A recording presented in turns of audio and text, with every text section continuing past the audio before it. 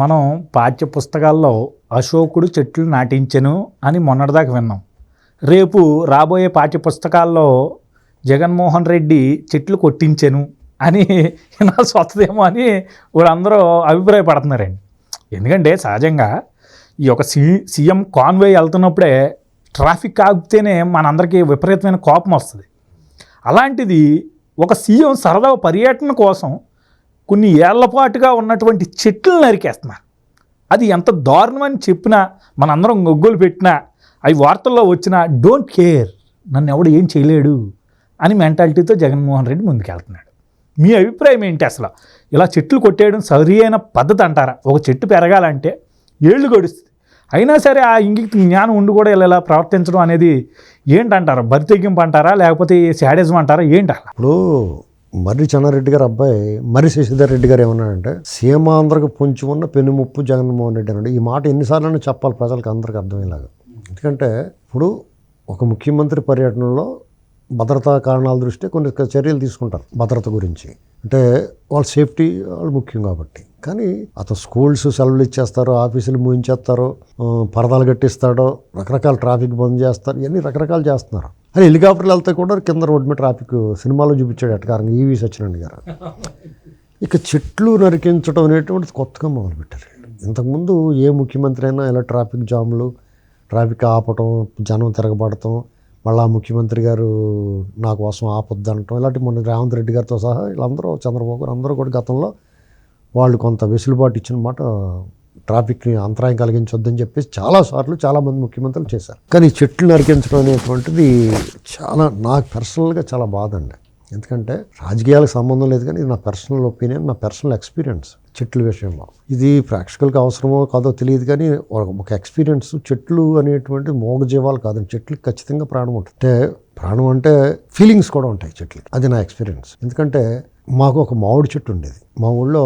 మా మండువాల నుంచి బయటకు వచ్చి మా నాన్నగారు ఊరికి చివరిలో, అంటే ఊరికి ఇంకా మా పొలాల్లో ఒక 6 గుంచాలంటే 60 సెంట్లు దొడ్డు ఒకటి ఉండేది మాకు. కానీ పనస తోట దొడ్డి అనేవాళ్ళు మేము.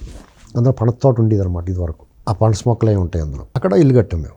మా నాన్నగారు ఇల్లు కట్టారు నా చిన్నప్పుడు. అంటే నాకు 10 ఏళ్ళ వయసు ఉంటుంది, 11-12 ఏళ్ళ వయసు అప్పుడు అక్కడ ఇల్లు కట్టాడు. అంతకు ముందే ఆ మామిడి చెట్టు దగ్గరికి వెళ్ళి ఆడుకునేవాడు నేను. ఆ ఇల్లు కట్టక ముందు కూడా మా పిల్లలు మా బోర్డు స్కూల్లో ఉన్నప్పుడు, హై స్కూల్లో జాయిన్ అయినప్పుడు నాకు గ్యాంగ్ బ్యాచ్ ఉండేవారు, 10 మంది 12 మంది ఫ్రెండ్స్. మేము అంతా వెళ్ళి ఆ మామిడి చెట్టు దగ్గరికి వెళ్ళి ఆడుకునేవాళ్ళం. చాలా చల్లగా ఉండే చెట్టు, చాలా పెద్ద చెట్టు. అంటే దాదాపు 10-15 సెంట్లు విస్తీర్ణంలో అలా ఉండేది ఆ చెట్టు. పెద్ద పెద్ద కొమ్మలో ఆ కాండం చుట్టుకొలతా 5-6 మనుషులు ఇలాగ బాటలు పట్టుకున్నా కానీ సరిపడినంత కాండం చుట్టుకొలత ఉండేది. నేను ఎప్పుడన్నా ఆడుకోవడానికి వెళ్ళినప్పుడు, ఎవరు లేనప్పుడు కూడా నేను వెళ్ళి ఒక్కడే. ఆ పక్కనే మా చింతాతయ్య గారి తోట ఉండేది, చెరుకు తోట. మా ఇల్లు కట్టకముందు అనమాట. అయినా సరే అక్కడికి వెళ్ళి ఆడుకునేవాడు నేను.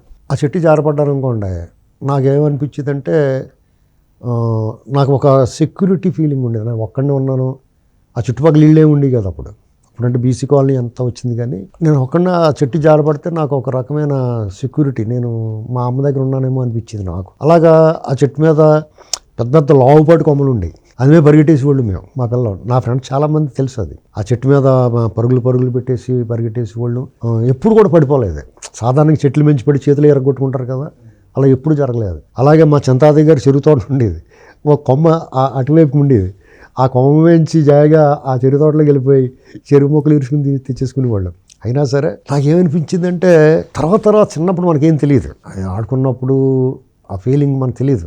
మామిడి చెట్టు మంచి కాయలు, కొత్తపల్లి కొబ్బరి, ఆ ఎమోషన్ అప్పుడు తెలియదు. కొత్తపల్లి కొబ్బరి అని మంచి పులుపు, పచ్చిగా ఉన్నప్పుడు పులుపు ఉంటుంది. పండుగ పీచుతో కలిపి బంగారు రంగులోకి వచ్చినా కానీ లోపల ఎర్రగా ఉండి పీచుతో కలిపి తియ్యటి రసం ఉంటుంది. అంటే సువాసన కూడా అద్భుతమైన సువాసన. మా తూర్పుగోదావరి వాళ్ళు తెలుస్తుంది కొత్తపల్లి కొబ్బరి అంటే. ఆ సువాసన మామిడి పళ్ళు మన దగ్గర అయిపోయినా కానీ 10 రోజుల దాకా ఇంట్లో వాసన వస్తూ ఉంటుంది. ఎవరన్నా చుట్టాలు వచ్చారనుకో మన ఇంట్లో మామిడి పళ్ళు ఉన్నాయి, మనకు పెట్టలేదు ఎట్రా అనుకుంటారు. అంటే అంత విశిష్టమైన సువాసన, రుచి కలిగి ఉంటుంది ఆ పండు. అది చెట్టు పండు పడిందనుకో, మనకు ఆ చెట్టు దగ్గరికి వెళ్ళేటికి వాసన వచ్చేస్తూ ఉంటుంది. చెట్టు పళ్ళు పడినప్పుడు ఆవకాయ పచ్చడి కూడా చాలా ప్రసిద్ధి. అలాగే ఒక రకమైన విశిష్టత ఉండేది. అది పెద్ద చెట్టు కదా, ఒక్కొక్క సంవత్సరం 5,000 కాయ కాసేది, ఒక సంవత్సరం 2,000 కాసేది. అంటే ఆల్టర్నేటివ్ సంవత్సరంలో. నాకు అప్పట్లో తెలిసేది కాదు. కొంచెం చిన్నప్పుడు ఏదో ఆడుకునేవాళ్ళు. ఏదన్నా అంటే రాముగారు, మా ఫాదర్ రాముగారు అంటారు, రాముగారు మామిడి చెట్టు కాడ అంటారు.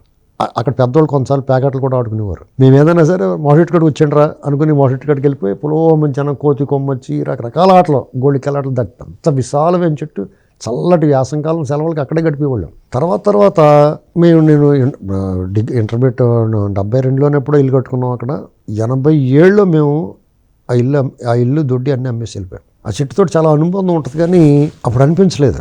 మేము మా ఊరి నుంచి మైగ్రేట్ అయిపోయాం, మా ప్రాపర్టీస్ అన్నీ అమ్మేసుకుని ఆ చెట్టు ఇల్లు అన్నీ అమ్మేసాం. తర్వాత కొనుక్కున్న అతను కొన్నాళ్ళు పోయిన తర్వాత మీ మామిడి చెట్టు కొట్టించేసాడరా మేము కొనుక్కున్నవాడు అన్నారు. అప్పట్లో దాదాపు ఇప్పటికే కొట్టించేసే 30 ఏళ్ళు పైన అయిపోతుంది, 35 ఏళ్ళు, 40,000 వచ్చిందండి అప్పుడు ఆ చెట్టు కొట్టిస్తే. తర్వాత నాకు ఏమనిపించిందంటే ఒకసారి ఎమోషన్ అన్నమాట. నేను ఇల్లు అమ్మేసిన తర్వాత ఆ దొడ్డు వైపు వెళ్ళలేదు నేను. ఆ పనస చెట్లు కూడా మా దగ్గర మా తోటలో కానీ మా ఇంటి దగ్గర కానీ ఇక్కడ 3 అక్కడ 3 6 చెట్లు ఉండేవి. అతిశయోక్తి కాదు, కానీ ఈ దేశంలోనే ఎక్కడా లభించినటువంటి అంత మధురమైన అద్భుతమైన రూపురేఖలు కలిగి రుచి సువాసన కలిగిన పనసలున్నాయి. వాటికి ఎంత విశిష్టత ఉండేదంటే అప్పట్లో ఒక మంచి పనసకాయ పెద్ద సైజు పట్టుకెళ్తే నీకు ఒక ట్రాన్స్ఫార్మర్ కావాలనుకో, ఆ ఎలక్ట్రికల్ ఈకి ఆ పనసకాయ పట్టుకెళ్ళి ఇచ్చాడానికి ఒకడు ఎవడన్నా మా దగ్గర ఊరిని పట్టుకెళ్ళిపోరు. ఒక కాయ కావాలంటే ఇచ్చేవాడు మా బాబు. ఆ కాయ పట్టుకెళ్ళి ఇస్తే ఆ ట్రాన్స్ఫార్మర్ వచ్చేసింది మీ ఊరు. అంటే అంత విలువ ఉంటుంది దానికి. అలాంటిది నాకు సడన్గా ఒకసారి ఏమనిపించిందంటే మామిడి చెట్టుని తలుచుకుంటే చిన్నప్పుడు నేను ఆడుకున్నప్పుడు జారపడివ్వండి కదా, ఆ మామిడి చెట్టు కూడా నాలాగే ఫీల్ అయ్యేది అనమాట. నేను వెళ్ళి ఆ మామిడి చెట్టుని అలాగ అనుకోగానే నా బిడ్డ వచ్చాడు అనుకునేదేమో. తర్వాత రోజుల్లో మనకు తెలియదు, మనకేం ఫీలింగ్స్ ఉంటే చిన్నపిల్లలం కదా, కాలేజీకి చదువులకి వెళ్ళాను. నేను వస్తుంటే ఆ పండు కాసినప్పుడు ఫస్ట్ పండు పడుతుంది కదా, అది నేను తీసుకుంటే సంతోషించేదేమో అనుకునేవాడిని. అంటే ఆ పండు నేను తినాలి, నేను వారసుడిని.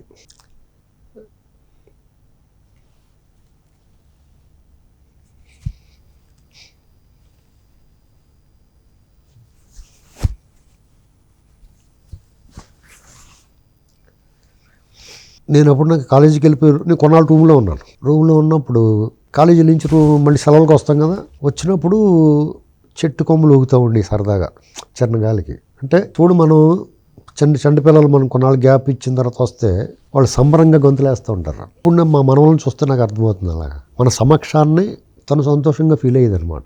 ఏనాడు కూడా మేము చెరుకు మొక్కలు ఇరుచుకోవడానికి ఆ కొమ్మ మేంచి పరిగెట్టుకెళ్ళినప్పుడు ఇప్పుడు అనిపిస్తుంది తనే కావాలని వంగునిదేమో ఆ కొమ్మ మమ్మల్ని పడిపోకుండా. సన్న కొమ్మ ఉండదు చివర, ఎక్కడా పడిపోలేదు మేము. అందుమేంచి అందంగా దిగి కోతుల్లాగానే అది చెరుకు మొక్క ఇరుచుకుని మళ్ళీ ఎక్కువ వచ్చేసేవాళ్ళం. అక్కడి నుంచి మా చిన్న తాతయ్య గారు అబ్బాయి చూసి ఒరే అని కేకేసి వచ్చే లోపల తుర్రుమని పారిపోయేవాళ్ళం మేము. అది కాకుండా నా పెళ్ళి అయింది. నా పెళ్ళి అయినప్పుడు నా సిగరెట్ అలవాటు ఉంది కదా, నేను మామిడి కిందకి వచ్చి సిగరెట్ కాల్చుకుంటూ వచ్చాను. పెళ్లి కొడుకు చుట్టాలు ఏది ఉంటారు అందరి ముందు కాల్చడం ఎందుకని మామిడి కిందకి వచ్చి సిగరెట్ కాల్చుకుంటుంటే ఆశీర్వాదం తీసుకోవాలి కదా, ఆకులు అక్షింతల్లా వేసిందనమాట. ఇలాంటి ఫీలింగ్ ఇది అమ్మేసిన తర్వాత ఊరు విడిచిపెట్టి వెళ్ళిపోయిన తర్వాత తన మాట చెట్టుకి జీవం ఉంటుంది, ఫీలింగ్స్ ఉంటాయి, కానీ ఏ రకంగానూ వ్యక్తపరిచే అవకాశం లేదు. కాబట్టి మేము ఊరు విడిచి వెళ్ళిపోయినప్పుడు ఎక్కడికో ఏదో వెళ్తున్నారు అనుకుని ఉండొచ్చు, కానీ నేను మళ్ళీ కనపడకపోవటం అసలు ఏమైందో తెలియక చాలా ఇదై ఉండొచ్చు.